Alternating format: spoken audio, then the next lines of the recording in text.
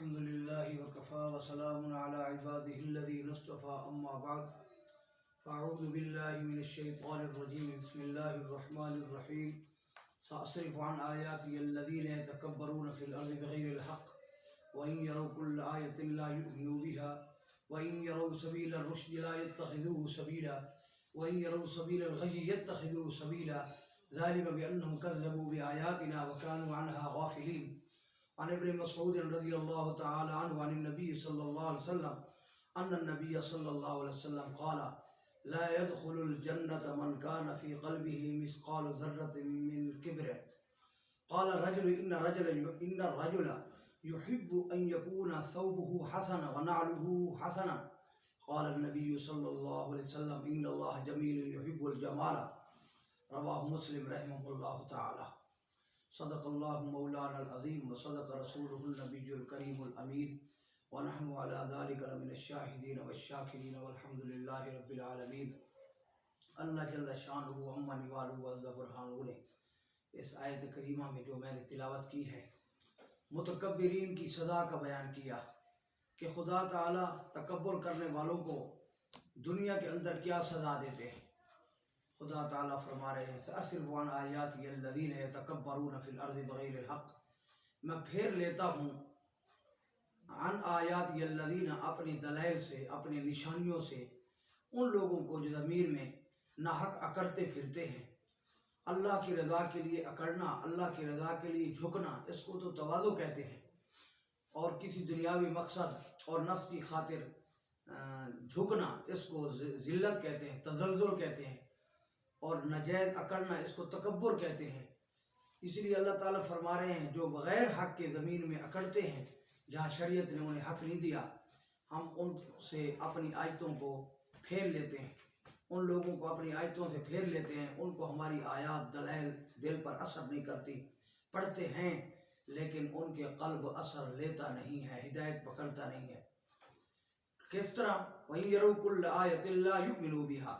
اگر وہ ہر دلیل دیکھ لیں، نشانی دیکھ لیں، اس کے اوپر ایمان نہیں رکھتے، اس کی تصدیق نہیں کرتے. وَإِن يَرَوْا سَبِيلَ الرُّشْدِ لَا يَتَّخِذُوهُ سَبِيلًا. یعنی اگر ہدایت کا راستہ وہ دیکھ بھی لیں تو وہ اس راستے کو اختیار نہیں کرتے، اس راستے میں چلتے نہیں ہیں، اس کو اپناتے نہیں ہیں. وَإِن يَرَوْا سَبِيلَ الْغَيِّ يَتَّخِذُوهُ سَبِيلًا. اور اگر ٹیڑھے راستے کو دیکھ لیں فوراً اپناتے ہیں. ذَلِكَ بِأَنَّهُمْ كَذَّبُوا بِآيَاتِنَا. اس لیے کہ انہوں نے ہماری آیات کو جھٹلایا. وَكَانُوا عَنْهَا غَافِلِينَ. اور وہ ہماری آیات سے بے پرواہ ہو گئے، انہوں نے غفلت برتی. اپنے تکبر میں آ کر، اکڑ میں آ کر انہوں نے قرآن آیات کو، اللہ کے فرمان کو پس پش ڈالا. اور سیدنا حضرت عبداللہ بن مسعود رضی اللہ تعالیٰ روایت کرتے ہیں کہ سرور عالم صلی اللہ علیہ وآلہ وسلم نے ارشاد فرمایا جس شخص کے دل میں، جس مرد اور عورت کے دل میں رائی کے دانے کے برابر مثقال ذرۃ من حبۃ من خردل، خردل کا لفظ بھی آتا ہے کہ ذرے کے برابر، رائی کے دانے کے برابر اگر دل میں تکبر ہے وہ شخص جنت میں نہیں جا سکتا. ایک آدمی نے عرض کر لیا یا رسول اللہ، ایک آدمی چاہتا ہے کہ اس کے کپڑے خوبصورت ہوں، اچھے ہوں، اس کی جوتی اچھی ہو. حضرت صلی اللہ علیہ وسلم نے جواباً ارشاد فرمایا ہاں، جس آدمی نے کپڑے اچھے پہننے ہیں، جوتی اچھی پہننی ہے، لباس اچھا ہو، اس میں تو کوئی حرج نہیں. ان اللہ جمیل یحب الجمال. اللہ تعالیٰ خوبصورت ہے، خوبصورتی کو پسند کرتا ہے. اچھے کپڑے پہننا تکبر نہیں، اچھی جوتی پہننا تکبر نہیں، اچھی ٹوپی اور پگڑی پہننا تکبر نہیں. تکبر تو ایک دل کی کیفیت کا نام ہے. اللہ تعالیٰ کی نعمتوں کے اظہار کے لیے اچھے کپڑے پہنے، اچھی جوتی پہنے، اچھی ٹوپی پہنے، اچھی پگڑی باندھے، اچھی سواری رکھے، اچھا مکان بنائے، اس میں حرج نہیں ہے. اللہ تعالیٰ نے دیا ہوا ہے تو اللہ کی نعمتوں کا اظہار کرے.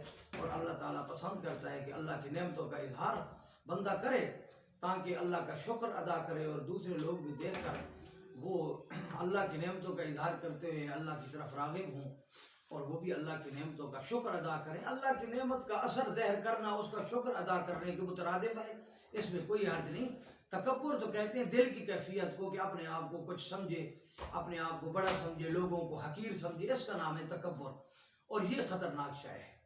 تکبر جو ہے روحانی حکماء کے نزدیک وہ اس طرح ہے روحانی بیماریوں میں جس طرح کہ قبض جو ہے جسمانی بیماریوں میں نقصان دہ ہے، ساری بیماریوں کی جڑ ہے جسمانی بیماریوں کی، اسی طرح تکبر بھی ساری روحانی بیماریوں کی جڑ ہے۔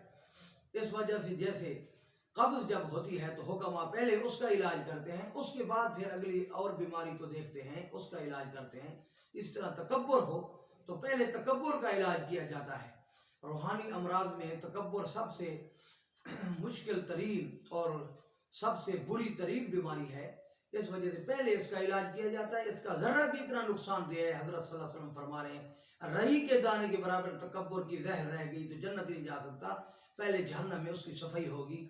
اللہ جل وعلا شانہ سے دعا ہے کہ حق تعالی شانہ ہمیں تکبر جیسی بری بیماری سے محفوظ فرمائے۔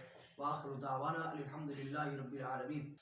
دوستو اگر ہماری ویڈیو آپ کو اچھی لگی ہے تو ہمارے چینل کو ضرور سبسکرائب کریں اور بیل آئیکن کے بٹن کو پریس کریں تاکہ ہماری ویڈیو آپ تک پہنچتی رہے اور آپ فائدہ اٹھاتے رہیں۔ شکریہ۔